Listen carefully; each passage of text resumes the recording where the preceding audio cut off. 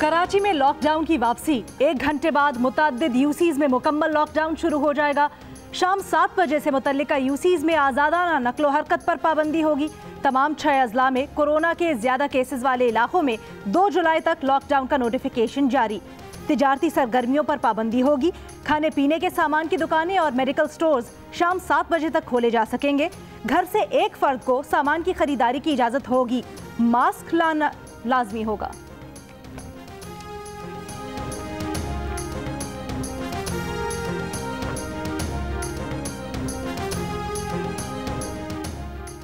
कराची के इलाके सदर, खारादर, ली मार्केट, बंस रोड, उर्दू बाजार और एम.ए. जिना रोड समेत जिला जनूबी के अहम इलाकों में आज से लॉकडाउन होगा।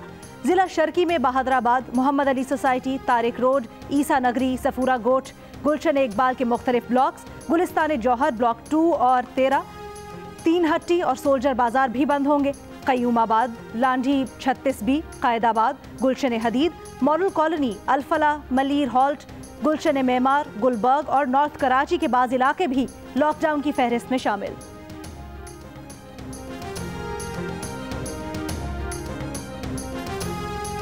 साबित हुआ कि इमरान फारूक को कत्ल करने का हुक्म बानी मुत्तहिदा ने दिया। MQM लंदन के 2 सीनियर रहनुमाओं ने यह हुक्म पाकिस्तान पहुंचाया। MQM के मरकज़ 90 से मुअज़्ज़म अली ने कत्ल के लिए लड़कों का इंतखाब किया। इमरान फारूक कत्ल केस का तफसीली फैसला जारी।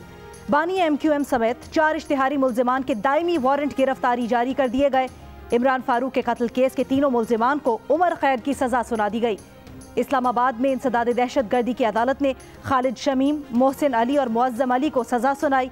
डॉक्टर इमरान फारूक के वरसा को 10-10 लाख रुपए मुआवजा देने का हुक्म। इमरान फारूक को लंदन में 16 सितंबर 2010 में कत्ल किया गया था।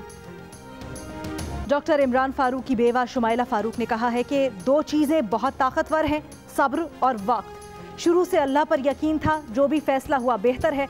अदालती फैसले पर मजीद तबसरा नहीं करना चाहती। शुमाइला फारूक ने कहा कि जिंदगी दुख में गुजार रही हूँ, अल्लाह दुश्मन को भी ये वक्त ना दिखाए।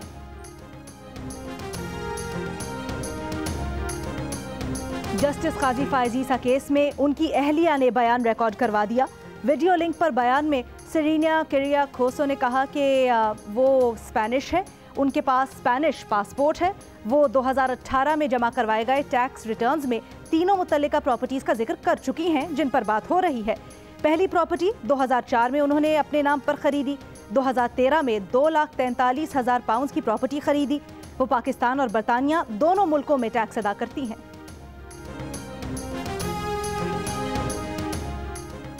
मुल्क में एहतसाब के नाम पर तबाही हो रही है। एहतसाब के नाम पर जो तबाही हो रही है उस पर भी लिखेंगे। जस्टिस मकबूल बाकर के जस्टिस काजी फायजीसा केस के दौरान रिमार्क्स। फरोग नसीम से सवाल किया, वो अपनी तफसीलात आराम से नहीं ले सकते तो एक जज की तफसीलात वहीद डोगर के पास कैसे आईं? फरोग नसीम ने जवाब दिया कि उन्हें नहीं मालूम कि वहीद डोगर को ये मालूमात किधर से मिली।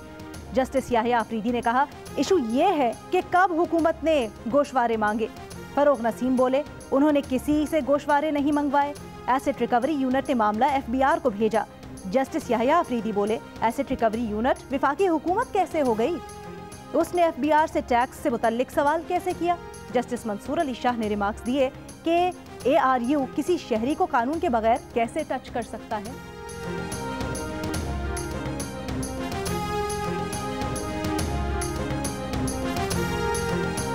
स्मार्ट लॉकडाउन के नाम पर कौम को ट्रक की बत्ती के पीछे लगा दिया गया। सोचते रहो ये स्मार्ट क्या है, या तो लॉकडाउन होता है या नहीं होता।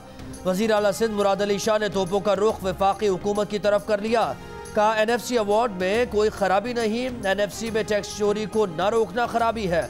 मुराद अली शाह का वफाक पर बजट में 229 अरब रुपए कम फराहम करने का भी इल्ज़ाम। कहा, अब इसे डाका न कहे तो क्या कहें। टिड्डियों से निपटने के लिए वफाकी हुकूमत के दावों पर भी शदीद तंज।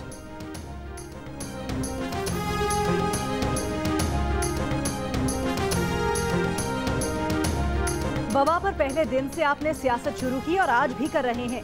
वजीर आला सिंध ने हक़ाइक़ के जानते हुए भी FBR से मुतल्लिक रिमार्क्स में बदनीयती की। वजीर आज़म के मुआविन खुसूसी शहबाज गिल का वजीर आला के बयान पर रद्द अमल। कहा, शाह साहब, सिंध के अवाम भी आपके बजट से मुतमईन नहीं। आपके गैर मुतमईन होने की वजह यह भी हो सकती है कि अब जाली अकाउंट्स का दौर नहीं रहा। 18वीं तरमीम को हमेशा क्रेडिट लेने के लिए इस्तेमाल किया, जिम्मेदारियां पूरी करके भी दिखाएं। विफाक की तरफ से दी गई इमदाद ईमानदारी से अवाम तक पहुंचाएं ताकि आपका दिल सुकून पाए।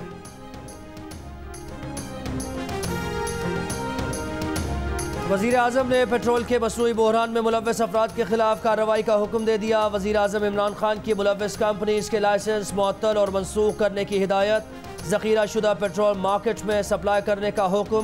पेट्रोल बहरान पर वज़ीर आज़म को तहक़ीक़ाती रिपोर्ट पेश की गई थी, जिसमें बताया गया था कि 9 ऑयल मार्केटिंग कंपनीज ने जानबूझकर पेट्रोल बहरान पैदा किया।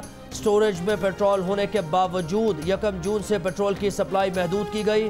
पेट्रोल की मसनूई किल्लत पैदा करने के लिए 9 ऑयल मार्केटिंग कंपनीज ने गठजोड़ किया।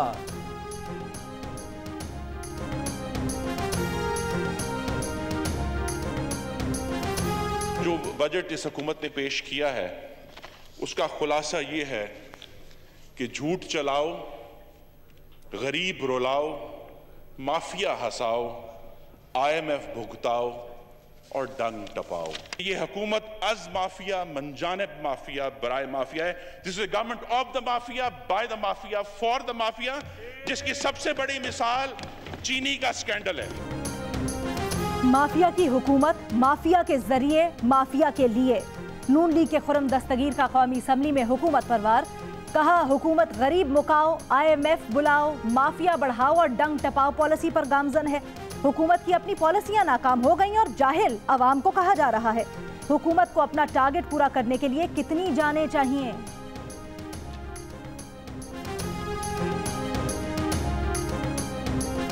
BNP बेंगल की हुकूमत से अलहदगी और जमहूरी वतन पार्टी की धमकी के बाद हुकूमत मुतहर्रिक इमरान खान की ज़ेर सदारत इजलास। वज़ीर आज़म ने मुज़ाकराती कमेटी को इत्तेहादियों को मनाने की हिदायत कर दी। परवेज़ खटक को खदशात दूर करने का टास्क सौंप दिया गया।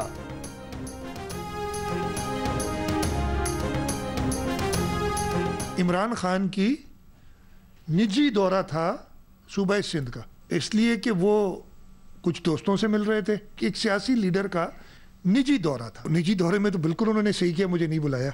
मैं उनके दोस्तों में शुमार नहीं होता, मेरी कोई उनसे दोस्ती नहीं है। जब मैं दोस्त नहीं हूं तो मुझे एक्सपेक्ट भी नहीं करना चाहिए कि वो अपने निजी दौरे में मुझे बुलाया, और मुझे बिल्कुल बुरा नहीं लगा। दोस्त होता नहीं हर हाथ मिलाने वाला। बहुत वाज़ेह था, सिंध आना इमरान खान का निजी दौरा था। वो दोस्तों से मिल रहे थे, बिल्कुल उन्होंने सही किया, मुझे नहीं बुलाया, मैं उनका दोस्त नहीं हूँ। मुराद अली शाह की मीडिया से गुफ्तगू। लेकिन ये भी कहा कि निजी दौरा था तो कोरोना पर इजलास क्यों बुलाया? जहां तक खत जारी करके बदनाम करने का इल्जाम है, खत तो आया था कि वजीर आजम आ रहे हैं और फला फला जगह पर जाएंगे, लेकिन ये मामूल की बात है।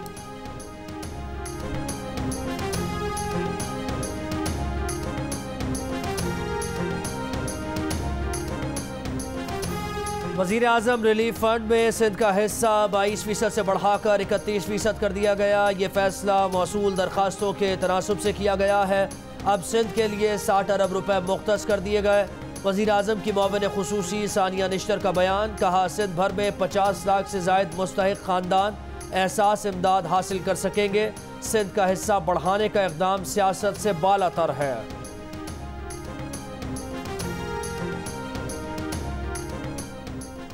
पेशावर हाई कोर्ट ने आटा बहरान और कीमतों में इजाफे के खिलाफ केस में सूबाई वजीर खुराक कलंदर लोधी को तलब कर लिया। जस्टिस कैसर रशीद ने इस्तफसार किया कि आटा की कीमतों में इजाफा हो रहा है, सूबाई हुकूमत कहाँ है? अवाम आटे के लिए तरस रहे हैं, कोई तो जिम्मेदारी ले। मुल्क भर में मुख्तलिफ यूटिलिटी स्टोर्स पर आटा और चीनी गायब। अवाम ओपन मार्केट से महंगा आटा और चीनी खरीदने पर मजबूर। यूटिलिटी स्टोर्स इंतजामिया का भी आटे और चीनी की किल्लत का एतराफ़। MD यूटिलिटी स्टोर्स कहते हैं मुख्तलिफ इलाकों में स्टोर्स पर आटे और चीनी की किल्लत है। आइंदा चंद दिन में यूटिलिटी स्टोर्स पर आटे की फराहमी यकीनी बनाएंगे। पैस्को से गंदम की खरीदारी आइंदा 2 दिन तक मुमकिन हो जाएगी।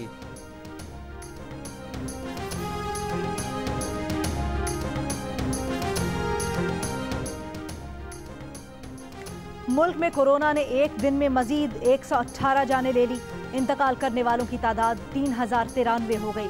24 घंटों में 31,500 टेस्ट किए गए। 5,358 अफराद में वायरस की तस्दीक। कोरोना केसेस की तादाद 1,60,118 हो गई। NCOC के मुताबिक मुल्क भर में 59,215 मरीज सेहतयाब हुए। फ्रांस और मेक्सिको को पीछे छोड़कर पाकिस्तान मरीजों की तादाद में 13वें नंबर पर पहुंच गया।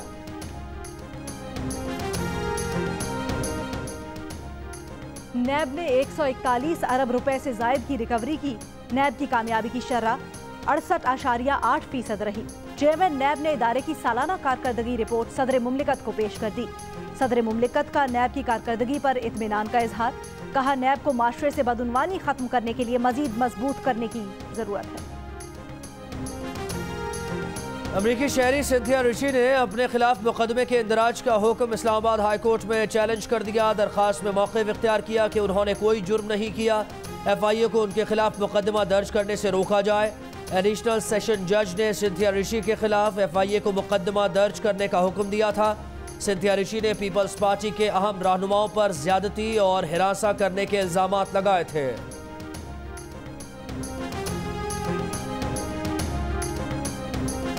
पाकिस्तान मेडिकल एसोसिएशन का हुकूमत से डॉक्टर पर फायरिंग में मुलव्वस अनासिर के खिलाफ कार्रवाई का मुतालबा। प्रेस कॉन्फ्रेंस में कहा कि डॉक्टर पर अस्पताल में बराह रास्त फायरिंग की गई।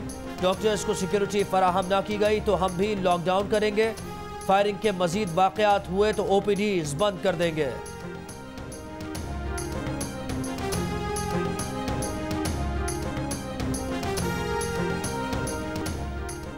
इंसदाद दहशतगर्दी अदालत ने कल अदम जमात-उद-दावा के मजीद 4 रहनुमाओं के खिलाफ केस पर फैसला सुना दिया। प्रोफेसर जफर इकबाल और याहिया मुजाहिद को 5 साल कैद और 50,000 जुर्माने की सजा सुनाई गई। प्रोफेसर हाफिज अब्दुल रहमान मक्की और हाफिज अब्दुल सलाम बिन मोहम्मद को 1 साल कैद और 20,000 रुपए जुर्माने की सजा मिली। इंसदाद दहशतगर्दी अदालत ने चंद माह कबल जमात-उद-दावा के अमीर हाफिज मोहम्मद सईद और प्रोफेसर जफर इकबाल को मजमूई तौर पर 11 साल कैद सजा सुनाई थी।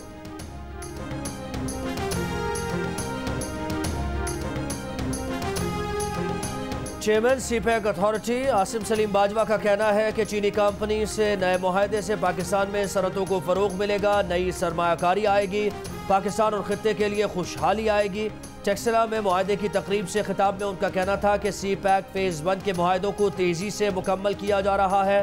फ़ेज़ 2 में रेलवेज़ के बुनियादी ढांचे को तरक्की दी जाएगी। तवानाई के 8 मनसूबे मुकम्मल और 9 ज़ेर तकमील हैं।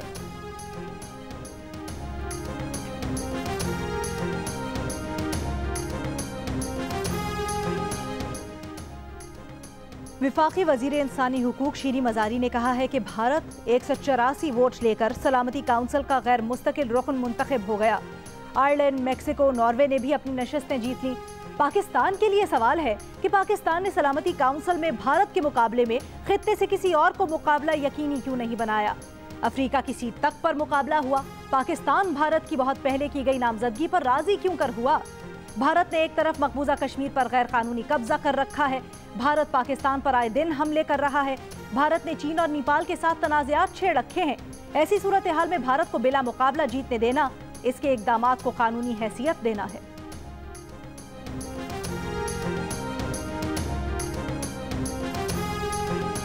भारत का सलामती काउंसिल के लिए इंतखाब कई सवालात को जन्म दे रहा है। भारत सलामती काउंसिल की कई करारदादों की खुली खिलाफ वर्जी का मुर्तकिब हो रहा है। तर्जुमान दफ्तर खारजा आयशा फारूकी की हफ्तावार ब्रीफिंग। कहा, भारत सिक्योरिटी काउंसिल के चार्टर की हमेशा खिलाफ वर्जी करता आया है। UN जनरल असम्बली ने 2 साल के लिए 4 गैर मुस्तकिल अरकान का सलामती काउंसिल के लिए इंतखाब किया है, जिनमें ईरान, मेक्सिको और नॉर्वे भी शामिल हैं। तर्जुमान दफ्तर खारजा की हौथी मिलिशिया की जानिब से सऊदी अरब पर हमले की भी मजम्मत। सऊदी अरब से भरपूर इजहार यकजहती।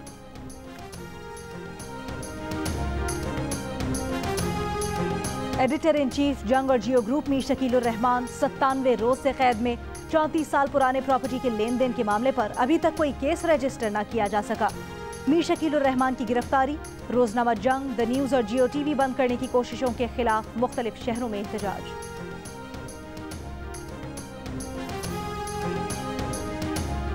कौमी क्रिकेट टीम के कोविड-19 टेस्ट की तारीखों का ऐलान कर दिया गया। 22 और 25 जून को टेस्ट लिए जाएंगे। पाकिस्तान क्रिकेट बोर्ड के चेयरमैन एहसान मानी कहते हैं, अगर कौमी टीम के दौरा इंग्लैंड में 1% भी रिस्क लगा तो फैसला बदलने में वक्त नहीं लगाएंगे।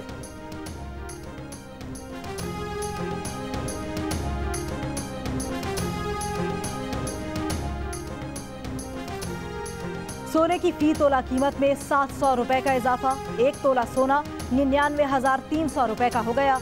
इंटरबैंक में डॉलर 64 पैसे महंगा, इंटरबैंक में डॉलर 166 रुपए 35 पैसे का हो गया। ओपन मार्केट में डॉलर की कदर में 60 पैसे का इजाफा होकर 166 रुपए 60 पैसे है। ओपन मार्केट में यूरो 1 रुपया महंगा होकर 186 रुपए 50 पैसे का हो गया। रियाल 30 पैसे महंगा होकर 44 रुपए का हो गया।